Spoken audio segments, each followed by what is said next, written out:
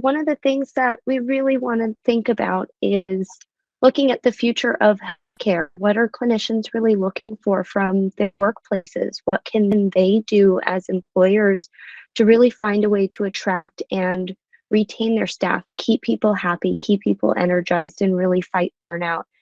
I know that you've been a psychiatrist for over 30 years. You have a very stellar background. If you have a chance, would you be willing to introduce yourself a little bit before we get started? My name is Dierich Kaiser. I'm a board certified psychiatrist, and I started practicing in 1997. And so I've been at it for, say, about 25 years now. And I've worked in many, many different settings, in inpatient facilities in multiple places, outpatient clinics in multiple places. I've worked on a military base, and so I've worked with enlisted people. I have done forensic work and done quite a bit of testimony in court. I've worked with adults, elderly populations, and children and adolescents. So I thankfully unfortunately have a wide range of experience, and I've learned a lot from every situation that I've worked in. Yeah, thank you so much for sharing that. And I'm sure that all of your patients recognize what you're able to do for them. And that's a big reason as to why we wanted to speak with you today, is really that wide variety of background that you have, the different perspectives that you have. And I know that mentorship in the past for you has been a big thing, really mentoring people coming into the field. Can you tell me a little bit about that? Sure. With the practices I've worked with, I've been fortunate to be able to teach medical students and residents that are rotating through the facility that I was working at. And so I have been able to mentor and teach students from George Washington University in Washington, D.C., some from a really nice medical school called Saba Medical School down near the Caribbean. Those students would rotate through Eastern Virginia or the state hospital that I worked at in Eastern Virginia. Eastern State Hospital is what it's called in Williamsburg, and so they rotated through there. And I've mentored and taught students that were rotating through from Liberty University in Lynchburg, Virginia. And so in many stages of my career, I've been able to teach and to pass on the knowledge that I've learned. And I found that very rewarding to really just help students to see what they're doing a little differently and a little broader, and to give them more perspective on what they're doing, and also to give them a better sense of what their future is going to hold in mental health and in psychiatry. And so fortunately, I've gotten very good feedback from the students I've worked with, and I hope that means that I was able to establish a good rapport with them, a good relationship where they could feel trusted and nurtured while we were learning. I always tried to keep a good sense of humor as we were doing it also, so that they would really get a sense that what we're doing is not drudgery, it's rewarding, and there's a lot of hope involved in what we're doing for people and in rendering mental health care. Yeah, thank you for sharing that. And when we look at the future being bright, you have such a hands-on approach with a lot of the students as they're getting set and in their early stages of career. Now, once they kind of get into some of those places, what do you think from your perspective over the years, the perception workplace value? What are some of these students really looking for in their next job? What do they value? I think that they value the opportunity to improve the well-being of the patients, of the mentally ill, and they also value being appreciated by the institution that they're working for. They want to know that they are cared for and protected and again nurtured by the facility, the organization that they're working for. Ultimately, that they're appreciated day to day, and not at all taken for granted. So it's has to do with normal human needs for validation and appreciation for the efforts that you put forward day to day. And our mental health care workers, our students, our residents, everyone in training want that sense of being rewarded and being validated. I think it means a whole lot with regard to how the practitioner just feels about what they're doing and where they're working. How you feel means a lot in terms of your job satisfaction and whether you're going to want to stay where you are doing this kind of work. There's a lot of science involved. There's a lot of technical aspects to it too, but it's in being human, how we feel during our workday means a lot about how we're going to approach the future of it and make decisions as to whether to stay where we are working or to move on to another place. And appreciation and recognition for the things that they're doing. It sounds so simple, but in reality, we know that there's a lot of mental health workers that are leaving the field, and not in small numbers, but in mass numbers. So when we look at some of these organizations, have you ever experienced anything that you've seen an employer do very successfully that you wish others start to implement?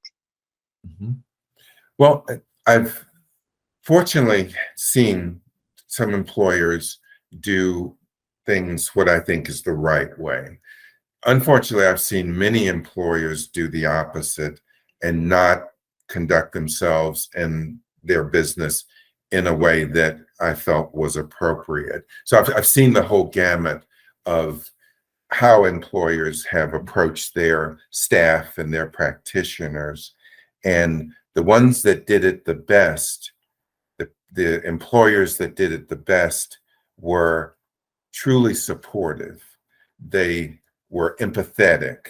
They would listen to their employees and their practitioners. They would really show that they cared. They would check in on their staff to see how they're doing. I've worked for employers that literally, you saw them on the first interview and you never really heard from them again. And I would end up feeling like I was out there on my own and just kind of doing the best I could. And that was kind of an empty feeling. It was something that I didn't want to have repeated. But those employers that were there, that were concerned, that were kind, and that's an important word for me. Just kindness goes a long way when it comes to supervising and having and working with an employer. Being treated with kindness and respect and support and empathy goes a long way to retention and helping your staff feel like they belong where they're working. This kind of work naturally is challenging, and every day brings different challenges than the previous day. And this kind of work will test your resilience in many different ways and may make you question your ability sometimes because of how challenging the work is.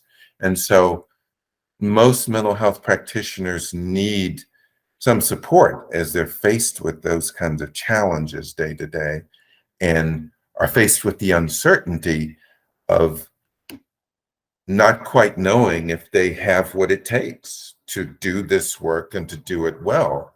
The work itself is always a bit beyond your ability to bring the results that you want to see happen. There's always more that can be done. There's always a higher level at which you can operate as a practitioner. You never learn it all.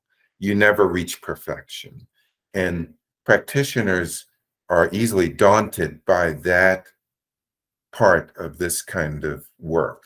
Well, the bar in this field is always a bit higher than what you think you can get to. And so you're always striving to just kind of reach a little higher. And you need that support. You need a coach, you need empathy, you need guidance to do this well. And you're never too old to feel that need. You never really get to a point where you say, oh, I've got what it takes. I know what I need to know. It's always testing you a little more. The bar is always going a little higher, just by the nature of this business. Mental health is challenging in that regard. That's what makes it all the more interesting, though. It makes it profoundly interesting because you never get bored. You never can rest on your laurels. You're always going to be tested a little more and a little more day to day.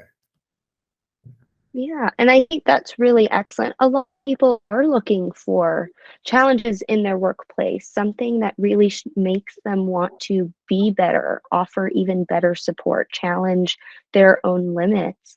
What would you recommend for individuals who are currently in a workplace that is not encouraging them to do that, not giving them the support when they do recognize, wow, I still have a little bit more to go before I really hit that bar on the pole vaulter. I'm still not quite there. What would you recommend for them if they don't feel that they have that in their current environment? Yeah. Well, I would urge them to not give up, to look around in their environment for people and things that can help them feel more confident and more capable. Their colleagues can mean a lot. That often, if they're feeling challenged, then there are probably colleagues and comrades with them that are feeling something similar. And so it becomes important to, as long as you trust the person well enough to open up some, to ask your colleagues how they're doing.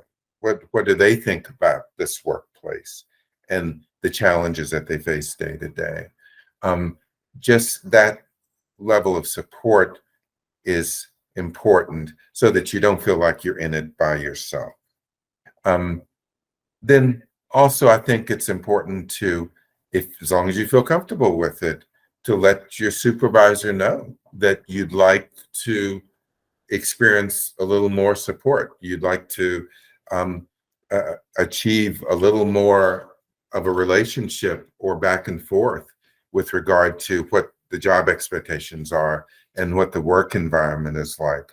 Your supervisor is really not doing their job if they're not able to engage in that sort of a conversation. So talking with your colleagues, talking with your supervisor, I think can be important, but also talking with a third party, an objective third party can be important. For some people, that may mean working with a counselor. There's no shame in that at all. That in fact, most mental health practitioners would benefit from having their own counselor available to them, just so that they can have someone to bounce things off of, someone to give them a fresh perspective on their situation. Because so often it's kind of like the forest for the trees. When you're in the midst of a situation, it's kind of hard to get the big picture. And that's human nature. That's normal. And so that's what counselors are for, to help you to get a little different perspective on things. I always tell my students that it's kind of like if you're sitting in your office and you're working at your desk and you're looking at your work and you get that perspective just sitting at your desk. You have sort of one perspective of what your work looks like. But if you take your chair across the room and you stand up on top of your chair and then look down at your desk, you'll see it in a slightly different way. You may see your work in a slightly different way. That's a simple maneuver, but that's kind of a glimpse of what counseling can provide, is just sort of a different viewpoint on what you're doing. really sounds like developing a sense of community for yourself that you can surround yourself in is really integral to being able to stay into this. Do you think that that has shifted as newer generations are coming into the workforce?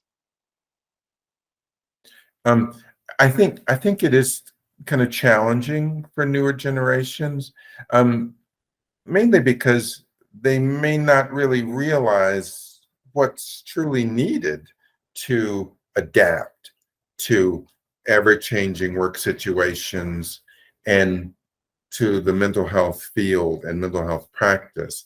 Adapting is so important because you're going to be challenged. And so there's an inherent need to adapt to many of the stresses, most of the stresses that you're going to face day to day.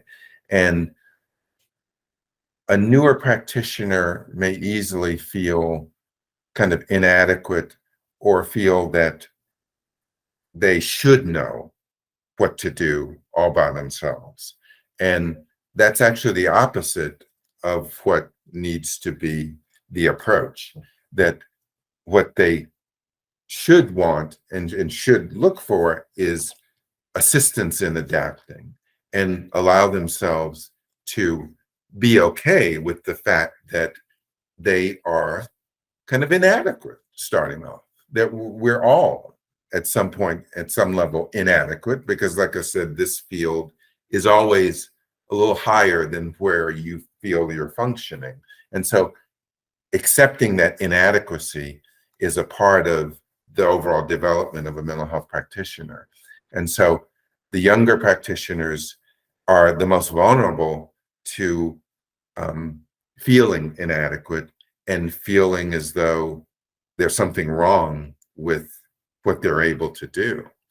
But the opposite is true, that that's all okay. Those feelings are okay, that they are supposed to feel, really by definition, they're supposed to feel like they don't quite know enough, because that's a part of doing this. So the younger practitioners especially, all the more need that support and validation and compassion and empathy so that they can feel what this process is like, what the maturation process is going to feel like as they move through this career. And it becomes personal too. It's easy to feel like there's something inherently wrong with you as a practitioner because you don't quite know what to say to this particular patient or quite how to help this particular patient. And it's easy to take it personally. And it shouldn't be that way. It's not about anything, a deficit. It's not about a personal deficit. It's about professional development. It's what it's about. Right. And the ongoing process of developing and maturing through this kind of career. Just as we mature through life, there's a maturation process for mental health practitioners as they move forward and adapt and deal with the challenges of ever-changing practices and situations. Yeah. And I think it's so challenging because research comes out and the things that our patients are dealing with is shifting, right? Mhm. The pandemic has changed a lot. Now we're looking at different financial stresses. So just that even what people being treated for is going to continue to look different as time goes on. Mhm. What do you think that any new person joining into this field, if you had to give one piece of advice, either looking for mentors, being assertive about their needs, um, anything at all, what do you think you would hope that they'd be most equipped by? Hmm. I think what's most important is that they find a mentor, a person that is comfortable for them to work with, someone who is compassionate and caring and understands what they're doing and the position they're in as a new practitioner, to really try to find a friend, actually, a professional friend in a sense, who they can confide in. That becomes very important.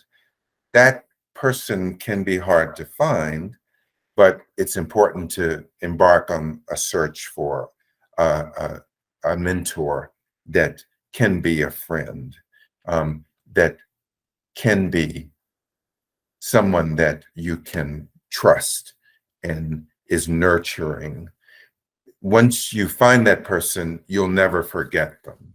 They can be a true asset to your professional development.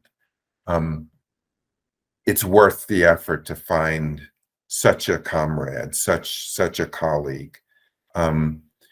They may be an old friend from school, from nursing school or from medical school, someone that you've kind of crossed paths with, but at the time you didn't realize how valuable they could become. You may already know them, but you haven't really talked with them in years. I've reached back and touched base with some old friends from medical school and rekindled relationships that I found were just tremendously valuable. It was just uplifting and just kind of filled my heart to know that they still cared.